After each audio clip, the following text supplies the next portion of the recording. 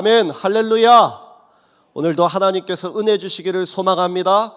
말씀 듣고 승리하는 저와 여러분 될 줄로 믿습니다. 세상 모든 것은 하나님께서 만드신 그 목적이 있습니다. 믿으십니까?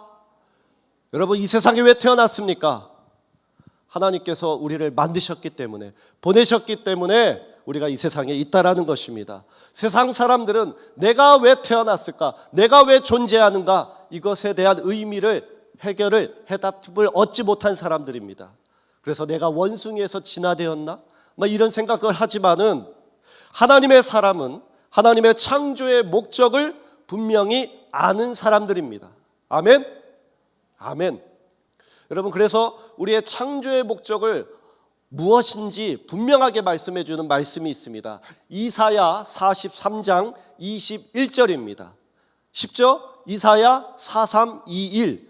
우리가 무슨 목적으로 태어났는지 궁금할 때 이 말씀을 기억하시면 됩니다. 같이 읽어보겠습니다. 이 백성은 내가 나를 위하여 지었나니 나를 찬송하게 하려 함이니라. 아멘. 이 백성에다가 내 이름을 한번 넣어서 다시 한번 읽어보겠습니다. 장도영은 내가 나를 위하여 지었나니 나를 찬송하게 하려 함이니라. 아멘. 여러분의 창조의 목적입니다. 여러분, 집안에 있는 우리 예배에 참석하지 않는 우리 남편들, 부모님들, 자녀들이 있죠. 그 이름을 좀 더 과감하게 넣어서 나오라고 한번 이름을 넣어서 다시 한번 말해보겠습니다. 한창수는 내가 나를 위하여 지었나니 나를 찬송하게 하려 함이니라. 아멘. 제 친구 이름을 넣어서 말했습니다. 하나님께서 우리를 만드신 목적이 하나님을 찬송하게 하려는 목적으로 만드셨다라고 우리 말씀은 증거하고 있습니다. 그래서 여러분의 기도가 이렇게 되어야 됩니다. 나로 하여금 하나님, 한평생 하나님만을 찬송하게 하여 주옵소서. 이렇게 기도할 수 있는 저와 여러분 되기를 소망합니다. 구세군 교회의 이 교사였던 브랭글이라는 사람이 있습니다. 이 사람이 이런 말을 했습니다.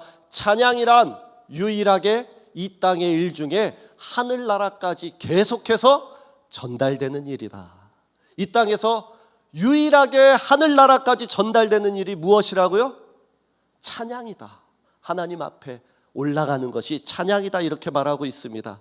우리가 하늘나라 가면은 말씀이 필요 없습니다. 왜 그럴까요? 말씀이신 그 하나님 옆에 우리가 가기 때문입니다. 하나님 옆에 가면은 기도와 간구도 소용없습니다. 왜냐? 그분이 나와 항상 함께 하시기 때문입니다. 그러나 우리가 영원토록 해야 할 일은 하나님을 찬양하는 일이다, 이렇게 말할 수 있는 것입니다. 이것이 이어지는 것입니다. 그러면 여러분, 우리가 언제 노래하고 언제 찬양하는 것입니까? 나에게 큰 승리가 있을 때, 나에게 기분 좋은 일이 있을 때, 바라고 기대하고 고대하는 일이 이루어졌을 때 우리는 노래하고 찬양합니다. 성경에는 큰 승리가 있거나 고대하고 기대했던 일이 이루어졌을 때 기념하는 노래가 적어져 있습니다. 구약 사사기 5장을 보면은 드보라와 바락이 가나안 왕 야빈에게 승리하였을 때 하나님을 노래하였습니다. 사무엘상 2장을 보면은 한나가 임신하지 못하였을 때 하나님의 은혜로 사무엘을 얻고 하나님을 찬양하였습니다. 사무엘하 22장을 보면은 다윗이 사울의 손에서 승리하고 대적의 손에서 승리하였을 때 하나님을 찬양했습니다. 누가복음 1장을 보면은 마리아가 아기 예수를 잉태한 후에 하나님을 찬양하는 노래가 기록되어 있습니다. 이스라엘 민족에게 있어서 가장 기대하고 고대했던 일이 무엇이었겠습니까? 바로 대적 애굽의 손에서 구원받는 일이었습니다. 창조주 하나님께서 자연을 다스리셔서 이스라엘 민족이 홍해를 마른 땅으로 건널 수가 있었습니다. 그 일을 기념하여 성경에 등장하는 첫 번째 노래하는 시가 바로 오늘 본문 말씀입니다. 그러면 이스라엘 민족이 무엇을 노래했는지 오늘 본문을 살펴보도록 하겠습니다. 첫 번째로 여호와의 구원을 노래했습니다. 무엇을 노래했습니까?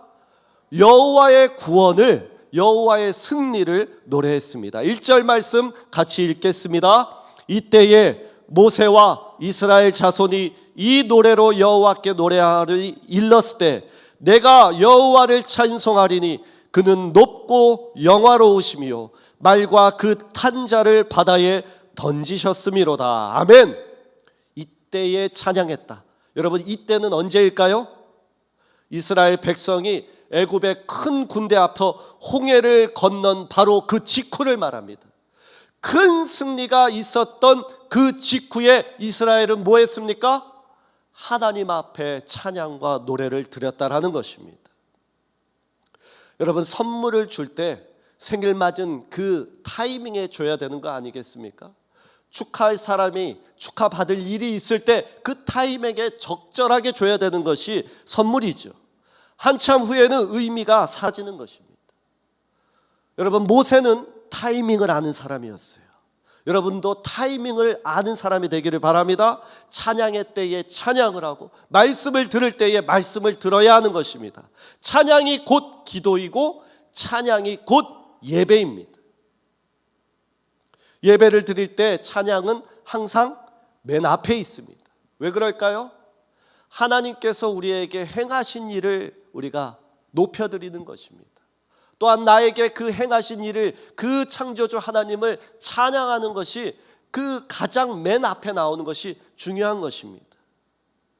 또한 놀라운 일을 행하신 그 하나님을 높여드리는 것이 찬양입니다.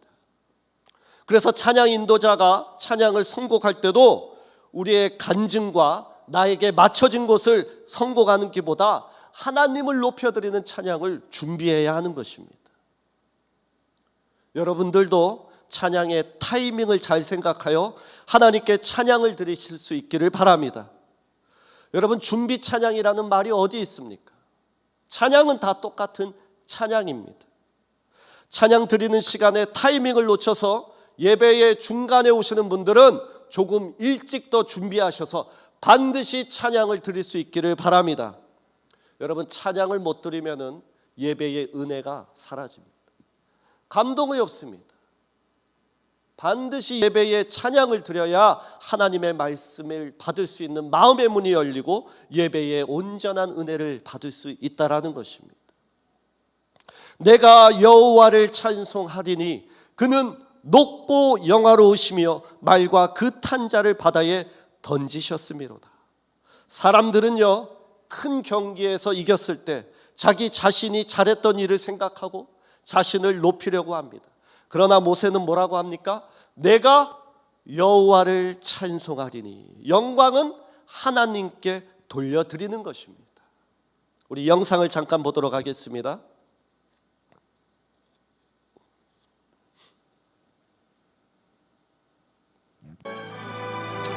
먼저 정말 자격도 없는 저를 이 자리에 설 수 있게 해주신 하나님 아버지께 감사드립니다. 남보다 잘하지 못해서, 또 남보다 가진 재능이 부족해서 항상 노력할 수 있도록 해주셨습니다. 이 모든 영광 하나님께 올려드리고요. 네, 안녕하십니까? 저는 배우 김영대입니다. 그리고 정말 작은 자를 사용하셔서 많은 분들께 희망과 위로를 주시길 원하시는 주님께서 저희 미니를 이번에 편수사랑을 통해서 사용해 주신 것 같아서 너무 감사드립니다. 감사합니다. 우선 이렇게 쟁쟁한 연기자들 선배들 앞에서 이렇게 또 상을 받게 돼서 영광이고요. 이 영광을 일단 하나님께 바치고 싶습니다. 네. 위안이 될 수 있는 그런 배우 되도록 노력하겠습니다. 모든 영광 하나님께 돌립니다. 감사합니다. 우선 하늘에 계신 여호와 하나님께 너무 감사드리고요. 먼저 사랑하는 하나님, 정말 감사드립니다. 네, 감사합니다. 먼저 이 모든 영광 하나님께 올려드립니다. 계속 기적을 주시는 하나님께 먼저 감사드립니다. 그리고 매번 이렇게 기도로 저를 이끌어주는 저희 가족, 나중에 인사드릴게요. 마지막으로 하나님께 이 모든 영광 올려드립니다. 새해 복 많이 받으세요. 감사합니다. 아멘. 큰 상을 받았을 때 뭐 합니까? 하나님께 먼저 영광을 올려드리는 것입니다. 리더가 하나님을 올바르게 찬양할 때 이스라엘 백성 가운데 찬양이 퍼져나갔습니다. 아이들이 부모의 나쁜 습관을 쉽게 따라하죠. 그러나 여러분, 부모가 올바르게 예배하는 모습을 보여주면은 나쁜 것만 퍼져나가는 것이 아니라 예배의 좋은 습관도 퍼져나가는 것입니다. 모세가 찬양했을 때 이스라엘 민족들도 찬양했다라고 되어 있습니다. 나쁜 전염병 이 오미크론만 급속도로 퍼져나가는 것이 아니라 여러분, 예배의 좋은 습관이, 기도의 불이, 또한 찬양의 은혜가 우리 교회 가운데 급속도로 퍼져나가기를 소망합니다. 4절과 5절 말씀 보겠습니다. 그가 바로의 병거와 그의 군대를 바다에 던지시니 최고의 지휘관들이 홍해에 잠겼고 깊은 물이 그들을 덮으니 그들이 돌처럼 깊음 속에 가라앉았도다. 그 당시 애굽의 군대는 최고의 지휘관이 지휘하는 군대였습니다. 훌륭한 지휘관을 만드는데 긴 시간이 걸리고 큰 돈이 들어갑니다. 얼마 전 1월에 전투기 한 대가 민가를 피해서 추락하였고 그 조종했었던 심소령이라는 분이 순직하셨습니다. 이분이 10초가량의 비상탈출하는 시간이 있었다라고 합니다. 그런데 끝까지 그 조종관을 놓지 않았습니다. 민가를 피하려고 하는 그런 생각을 가지고 있었던 것입니다. 자기의 목숨보다 자기의 임무가 더 중요했다라고 생각한 것이죠. 그는 훌륭한 군인이었습니다. 전투기 한 대도 소중하지만 그보다 파일럿 한 명이 더 소중합니다. 세계 최고의 지휘관이 지휘하는 애굽이었지만은 그 당시 마병들, 최고의 병거와 마병으로 무장했던 군대라 할지라도 하나님이 다스리시는 홍해 가운데는 아무 힘도 쓸 수 없었습니다. 그들은 바다 가운데 우왕좌왕하였고 모세가 다시 손을 들었을 때 바닷속으로 사라졌습니다. 이것을 두 눈으로 똑똑히 모세는 목도하였습니다. 그러기에 이스라엘은 구원의 하나님을 찬양하지 않을 수 없었던 것입니다. 여러분, 신앙생활 중에 정말 중요한 것이 있다라고 한다면 하나님을 체험하는 체험 신앙일 것입니다. 모세가 노래할 때 이렇게 말합니다. 내가 여호와를 노래하라. 내가 그를 노래하고 나의 힘, 나의 구원이라는 말을 계속해서 합니다. 모세는 살아계신 하나님을 직접 만났습니다. 여러분은 하나님을, 예수님을 만난 체험이 있으십니까? 예수님께서 나를 구원하셨고 나를 영생으로 인도하신다는 것이 믿어지고 그것이 체험되었을 때 찬양의 노래가 나오고 여러분의 예배가 깊어질수록 더욱더 깊어질 줄로 믿습니다. 여러분 인생 가운데 가장 기쁘고 즐거운 일이 무엇입니까? 바로 구원입니다. 여러분이 예수님을 믿는 이유가 무엇입니까? 바로 구원입니다. 오늘 당장 이루어야 하는 일이 무엇입니까? 바로 구원입니다. 예수님만이 여러분에게 줄 수 있는 것이, 유일한 것이 무엇입니까? 바로 구원입니다. 구원은 전적으로 개인적인 것입니다. 내가 아무리 사랑하는 자녀라 할지라도, 부모라 할지라도 내가 얻은 구원은 내 자녀에게, 다른 이에게 조금도 전해줄 수가 없는 것입니다. 신앙생활은 오래 하였는데 구원 받으셨습니까? 물어보면요, 글쎄요라고 대답하는 분들이 있습니다. 믿어지지 않는 것입니다. 정말로 대답은 하고 싶겠죠. 그러나 대답 못하는 것입니다. 왜 그럴까요? 예수님을 만난 적이 없기 때문입니다. 구원의 확신만 있어서도 간다고 보장할 수 없는 것이 하늘나라입니다. 그래서 우리는 구원의 확신을 가르치는 것이 아니라 온전한 구원을 이루도록 성도를 구원의 가운데 인도해야 된다는 것입니다. 예수님을 만나야 합니다. 내가 이 자리에 나왔다라는 것만으로 내가 천국 간다라는 생각을 버리시기 바랍니다. 예수님을 아는 것으로 만족하는 것으로 구원하는 것이라, 그것으로 만족하는 것이 아니라 예수님을 인격적으로, 영적으로 만나야 합니다. 우리 학교 다닐 때 생활기록부에 종종 기독교라고 적었습니다. 그러나 예수님을 모르는 사람이 많습니다. 모태신앙이라고 말하지만은, 그것을 자랑하지만은 예수님을 만난 적이 없습니다. 구원의 유일한 방법, 예수 그리스도를 믿으시기 바랍니다. 껍데기만 아는 종교인에 그치지 않기를 바랍니다. 구원의 확신이 아니라 온전한 구원을 이루시기 바랍니다. 경건의 모양이 아니라 경건의 능력이 있기를 소망합니다. 시편 98편 1절 말씀입니다. 새 노래로 여호와께 찬송하라. 그는 기이한 일을 행하사 그의 오른손과 거룩한 팔로 자기를 위하여 구원을 베푸셨음이로다. 아멘. 구원받은 사람만 하나님을 찬양할 수 있습니다. 두 번째, 이스라엘 민족은 도우시는 하나님을 노래했습니다. 6절 말씀 같이 읽겠습니다. 여호와여, 주의 오른손이 권능으로 영광을 나타내시니이다. 여호와여, 주의 오른손이 원수를 부수시니이다. 여호와의 오른손은 우리를 도우시는 손이십니다. 여호와의 강한 오른손이 추격해오는 애굽의 적들을 흩어버리셨습니다.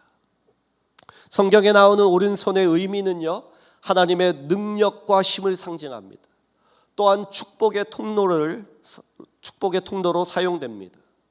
주의 오른손은 절대적인 하나님의 능력입니다.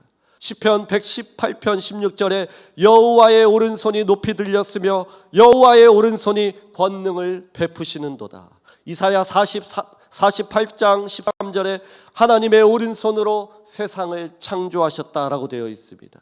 시편 17편 7절에 오른손으로 구원하시는 주여라고 되어 있습니다. 지금도 예수님은 하나님 보좌 우편에 계시는 줄로 믿습니다. 그 능력의 손으로 우리를 지금도 붙잡으신다는 것입니다. 지난주에 영화 한 편을 보았어요. 1959년도 영화 배너라는 영화를 보았습니다. 인상적인 장면이 있어서 잠깐 영화를 보도록 하겠습니다.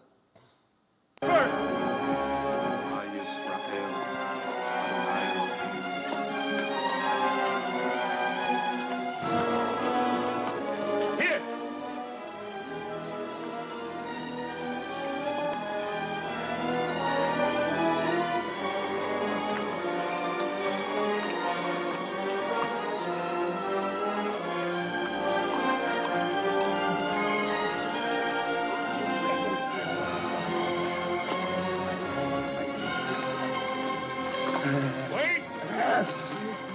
No water for him.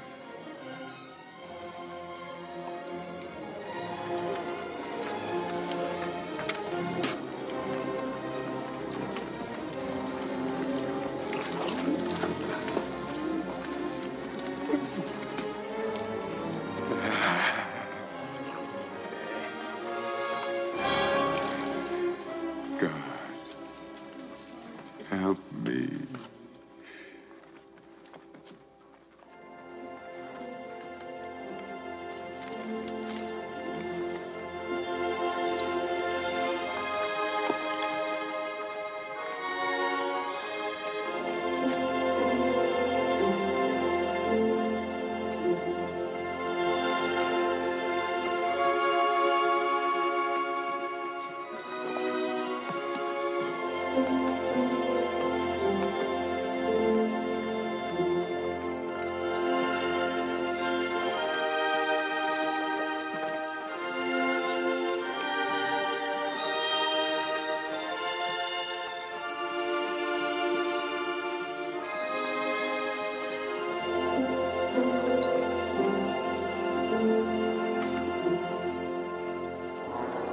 You! I said no water for him!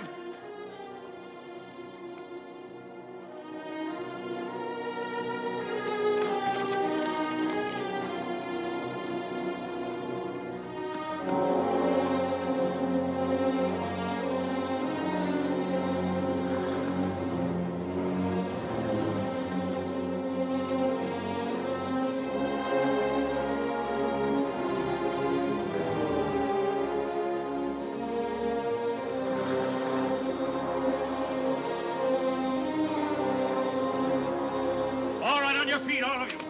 여기까지 보도록 하겠습니다. 여러분, 이 주인공 배너라는 인물은 로마를 돕지 않는다는 이유로 억울하게 죄수가 된 사람이었습니다. 소위 찍혔던 사람이었어요. 다른 죄수에게는 물을 다 주는데 오직 이 베너한테는 물을 안 주는 거예요. 잔인하게. 그래서 이 베너가 쓰러지잖아요. 그래서 주님 앞에 기도하죠. 하나님, 날 도와주세요. 그때 누가 나타납니까? 예수님이 진짜 나타나신 거예요. 예수님 시대거든요. 그래서 물을 주시고 그 물을 먹은 다음에 베너라는 사람이 예수님이라는 것을 알아보죠. 저는 이 장면이 되게 다가오더라고요. 이 물을 마신 이후에 이 베너가 회복되어서 그 가야 되는 길을 끝까지 걸어갑니다. 여러분, 사람이 언제 인생을 포기하고 낭망합니까? 나를 도울 사람이 없다고 생각할 때 포기하는 것입니다. 그럴 때 누가 도우십니까? 예수님께서 찾아오셔서 그 사람을 도우신다라는 것입니다. 엘리야는 바알의 선지자 850대 1로 싸워서 승리했던 위대한 하나님의 선지자였습니다. 그러나 이세벨을 피해 도망자가 되었습니다. 그가 로뎀나무 밑에서 죽고자 하였을 때 하나님은 엘리야를 찾아가셨고 수채 구운 떡 한 덩이와 물 한 병을 주시며 먹고 일어나라고 하셨습니다.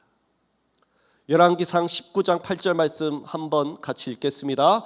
이에 일어나 먹고 마시고 그 음식물에 힘을 의지하여 40주 40야를 가서 하나님의 산 호렙에 이르니라. 아멘. 하나님의 오른손은 우리를 도우시는 손이십니다. 로마서 8장 31절 말씀에 그런즉 이 일에 대하여 우리가 무슨 말 하리요? 만일 하나님이 우리를 위하시면 누가 우리를 대적하리요? 라고 되어 있습니다.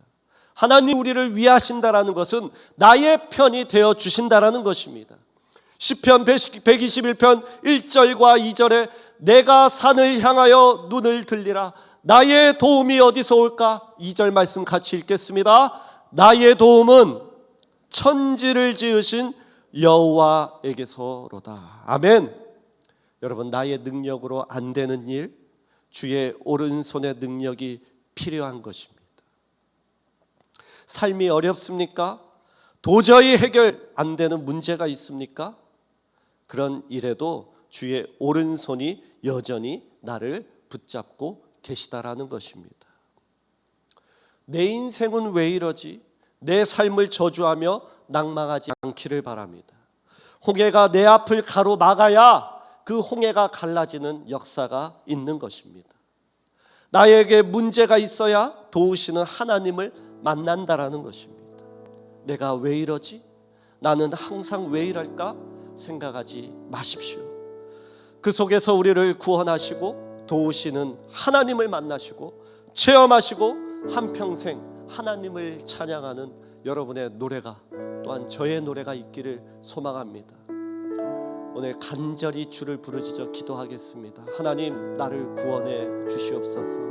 하나님, 여기 구원받은 성도들이 예배하고 찬양합니다. 그럴 뿐만 아니라 혹시라도 구원의 확신도 없고 구원받았는지 내가 알지 못하는 그러한 성도가 있다라고 한다면 다시 한번 구원을 확인시켜 주시고 온전한 구원을 이루게 하여 주옵소서. 또한 삶의 여러 지경 가운데 힘들어하는 성도 있다고 한다면 도우시는 오른손으로 우리를 붙잡아 주옵소서. 주여, 간절하게 부르짖어 기도합시다. 주여, 거룩하신 아버지 하나님, 참으로 감사합니다. 오늘도 주의 말씀을 들었습니다. 주의 구원을 노래